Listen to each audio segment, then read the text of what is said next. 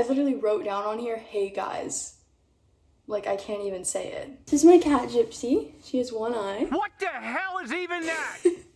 Hey guys, welcome to my channel. Today I'm going to be filming a reading wrap-up. I have finished 14 books in the past 2 months, so I thought I would talk about those today. I'm going to try to be concise with these reviews, but I'm a chronic yapper, so you might want to get a drink, get a cozy spot, just hang out, maybe even just listen while you're doing your laundry that you're putting off, or doing your homework that you've been putting off. Okay, disclaimer that I'm a really harsh critic. I just have a lot of opinions. I hope that nobody gets offended if I don't like your favorite book. I'm sure there's books that you like that I might not like, so let's just all be peaceful and kumbaya in the comments. So the first book I read this year was How Can I Help You by Laura Sims. So this book follows a lady named Margot who used to work as a nurse, but she had a sketchy past. She has some fixation about murder, so she used to kill her patients. And because she's trying to escape from this past life, she reinvents herself as a librarian. So they end up hiring a new librarian, Patricia, who also works alongside Margot. And she ends up realizing that Margot's kind of sketchy. Like, in her actions, she's a little bit weird. Patricia starts noticing these things and things start spiraling down. I was kind of interested at the beginning. I thought the premise was cool. I love reading about books and bookish people in books, so I thought it was going to be a good time, but I ended up finding that the ending kind of fell off for me. And there is a big moment at the end, but I didn't think that it lived up to the hype that I'd made up in my head. So unfortunately, I didn't love this book. I ended up rating this book a 2.5 stars, which is not horrible, but it's just a mid book. I wouldn't personally recommend it, but if that synopsis sounded interesting to you, go ahead and give it a read. And let me know in the comments if you read it and what you thought of it. Next book I read was How to Kill a Rock Star, and I really, really enjoyed this book, and I was shocked by it. I don't have it with me right now because I loaned it to a friend, but I really enjoyed this book. I ended up rating it a 4.5 stars. This book is about a music journalist named Eliza who ends up falling in love with Paul Hudson, who is the rock star mentioned. Eliza and Paul are so obsessed with music, it's actually crazy. Like, the only thing they like more than music is each other. This book doesn't seem interesting based on the synopsis. However, I think you guys should read this book. I think you would really like it. It's very good, and I cried at the end. The next book I read was Hunting Adeline from the Cat and Mouse series. What to say about this book. I read Haunting Adeline, which is the first book, and that one, I actually really liked that one. It's weird. It's a dark romance. It's freaky. Like, there's some freaky shit that happens in there, but it's like kind of like tasteful, or like, I don't know. I think my face is getting red. That's like actually dark romance, and some disturbing things happen in that book, but it was very entertaining. However, Hunting Adeline is the one that I read. It's the second in the series. I personally found that this book was way too violent, way too graphic, and there's a lot of talk about some serious subject matter that I feel like was kind of like glossed over or talked about in like a funny or lighthearted way. Although she does do a good job at a lot of parts talking about these things seriously, there was a lot about it that it just made me really uncomfortable. I didn't feel like I was escaping into a book. I felt like I was reading about someone's torment and torture. I wasn't feeling it. It was too graphic, too violent.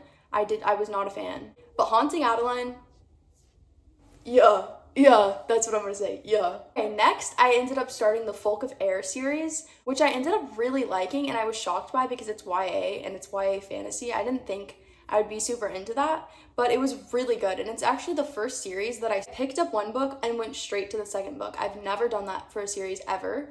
And then I went straight to the third book. So that is pretty incredible to me. I thought it was very entertaining. It's a YA fantasy about a girl named Jude whose parents get murdered, and the man that murdered her parents ends up taking her and her sisters to Fairyland? I don't even freaking know. A mystical world. In this mystical world, she ends up crossing paths with the Cruel Prince, and they have a lot of tension. It's an enemies to lovers. It was very entertaining. I liked it a lot. I ended up rating The Cruel Prince, The Wicked King, and The Queen of Nothing all 4 stars. So overall, I would say it's a 4-star series. I would definitely recommend that series. Okay, next I read Funny Story by Emily Henry. I've read every single one of Emily Henry's books, I think. Everyone that's listed on Goodreads, at least. I've read Book Lovers, Beach Read, People We Meet on Vacation, and Happy Place.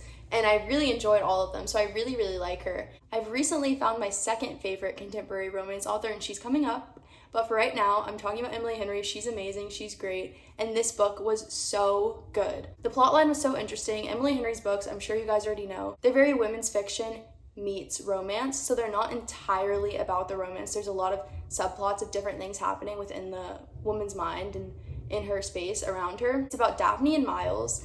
They're kind of opposites, like they don't really have a lot in common, but they find interest in each other. So Daphne and Miles are put in a super uncomfortable situation when both of their partners break up with them and get together. Hell no! It's so freaking cute. I love Miles. I think he's one of the top 3 book boyfriends that I've ever read. I genuinely adore him so much. He's such an acts of service guy, and he's so freaking sweet, and everybody around him loves him. I love guys like that just are good because they're good. Like, they're just good to everybody. I love him. He's so sweet. I love them together. Emily Henry in this book actually got more comfortable writing smut, which I thought she did a great job at. So I really, really liked this book, and I totally recommend it. I gave it a 4.5 stars, but I think it's a 5 stars. Like, I think it's a 5 stars. I think I'm just such a harsh critic. Like, I don't know what's wrong with me. But it was such a good book, and I loved it so much. So I'm thinking I need to change that to 5 stars. Next, I read Everyone in This Room Will Someday Be Dead by Emily Austen. This sounds super bleak, and it low-key is. Like, she is a girl. Her name's Gilda. She's a girl who's super depressed, and she ruminates on death a lot, and she often spirals because of her anxiety. I was struggling a little bit at this time, like, just mental headspace with everything that's going on in the world right now. And just reading about somebody else going through it felt very, like, vindicating. It felt like I was being seen. And reading about her struggle through all of this, but come out on the other end with a different perspective, was just really enlightening. And I don't want to spoil anything by giving too much away. There's already a lot in the Goodreads synopsis, I think. Like, that almost gives too much away. I just thought this was a really interesting book. I haven't read anything with this kind of prose. Like, I really felt enveloped in her character. I felt like I was experiencing the things that she was going through, and that was really, really powerful. And I ended up rating this book a 4.5 stars. So I really enjoyed it, and I would recommend it. The next book I read was The House of My Mother by Sherry Frankie.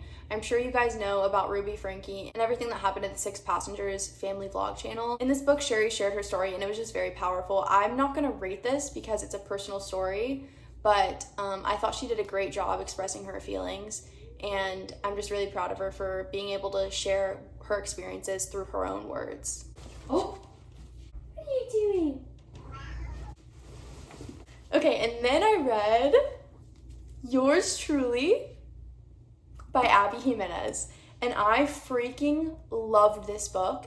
And I don't know if it's because I relate so much to Jacob or what. Wait, is his name even freaking Jacob? Yes, okay. I love Jacob and Brianna so much. I don't think there's a book couple that I've read yet that I like as much as I like them. And I think it's particularly Jacob that I like. I think I just relate so much to him. He has a lot of anxiety, but the fact that Brianna was able to like cater to his anxieties and try to make him feel comfortable, not because he's a burden, but because she wanted to understand him and genuinely connect with him, was so powerful and cute and like amazing. I just love them so freaking much. This is a book about 2 urgent care nurses falling in love, but it's so much deeper than that. There are so many side plots happening within this book, and every character that was introduced was so thoroughly thought out and amazing to read about. I loved reading about her brother, and if there's a book where her brother's in it, that would be so incredible because I want to hear about the brother being happy. I cried so many times during this book because of how much I loved it and because of how sad and emotional it was. So I totally recommend this book. That was my favorite book that I've read thus far. 5 stars, my only 5 stars, and the first 5 stars I've given in literal years. I know based on this book alone that I'm going to love the rest of Abby Jimenez's books, so I cannot wait to read the rest of her backlog. The next book I read was Good Girls Don't Die by Christina Henry, and I rated this book a 3.5 stars. Come here. I actually really liked this book. This was a thriller. It's about 3 different women and 3 different stories, and all of them just kind of feel uncomfortable in this environment that they're in. Cecilia wakes up and she doesn't recognize her husband, her kid, but there's photos of all of them around the house. It's just super weird. She feels super uncomfortable, and it's like almost Truman Show vibe. I don't want to give too much away, but each woman wakes up in an entirely weird scenario, and she has to try and figure out what's going on and how to escape this reality. It's really interesting, actually. But I just didn't find the ending to be super satisfying, so that's ultimately why I gave it a 3.5 stars. But I would recommend it, and I do think it was good. The next book I read was I'm Glad My Mom Died by Jennette McCurdy. And I actually listened to this on audiobook, and I think it was so much more powerful because Jennette actually does the voice acting for the audiobook, and I thought it was amazing. She is so vulnerable about her experiences and everything she's gone through, and it's just such a powerful book. I think it's just powerful to hear her talk about it in her own words and delivered in the way that she meant for it to be read. Like I said, I'm not gonna rate this book because it's her own personal experience, but I really, really liked it. Next, I read The Teacher by Frida McFadden. I think I picked up this thriller because her books are so easy to consume. I always read them so quickly, and they are entertaining for the most part, but I'm never fully satisfied by them, so I don't know why I keep picking them up. I've already read The Inmate, Never Lie, and Housemaiden, and I didn't love any of those, so I don't know why I picked this book up because ultimately it didn't work for me. I think I rated this book 2 stars. I kind of feel bad about it because I'm the one that picked it up knowing that I probably wouldn't like it, but her books are just so easy to consume. So like I said, I read it so quickly, but then when I got to the end, there were so many holes in the storyline, so many unanswered questions, and so many things that bothered me that I couldn't give it more than 2 stars. The Teacher is about a woman named Eve who works at a high school, and at the school there's a scandal involving a teacher-student affair. The student ultimately at the core of this is named Addie, and Eve has a lot of suspicions about Addie and the validity of her claims, which I don't even like that. Like, even just in the synopsis, I don't know why I read that. I don't like a teacher not believing a student. So maybe my bad. So I should probably just finally stop reading Frida McFadden thriller books. The next book I read was called Petrified Women by Jeremy Ray. This book just sounded so interesting to me based on the synopsis. I don't even remember where I found this book. There aren't very many ratings on Goodreads, but I actually really liked it. It's very weird though.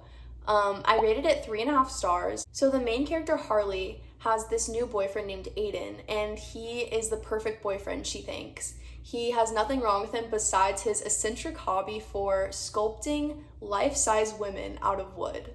Bro, what are you talking about, man? So he just has a bunch of giant wooden female figurines around his apartment, and they're creepy looking. They're all in different poses, they have different facial expressions, and one he even gifted to her, so that's her wood figurine. It's really weird. So Harley thinks she's found this perfect boyfriend in Aiden, but he also has another quirk, and it's that he loves pulling pranks. Pranks that are not just like a whoopee cushion under a pillow. Pranks that are dramatic and invasive and really, really weird. Pranks that make her friend think that she should not be with this boyfriend and that he's not perfect at all. Harley wants to actually get him back and finally pull off the biggest prank of a lifetime, so she sneaks into his apartment, but then whenever he comes home, she becomes a witness to something that she wishes she had never seen. You need to suspend belief for this book, but I did think it was fun and I would recommend it.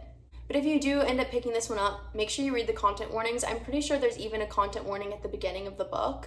And the author also talks about his personal experience with sexual assault at the beginning, and I thought that was very powerful to include, and I'm appreciative that he did that. Okay, that's all the books I have for you guys today. I hope you enjoyed this video, and if you did, please leave a like, subscribe, leave me any comments about book recommendations, what I could do better, and what you'd like to see next. Bye!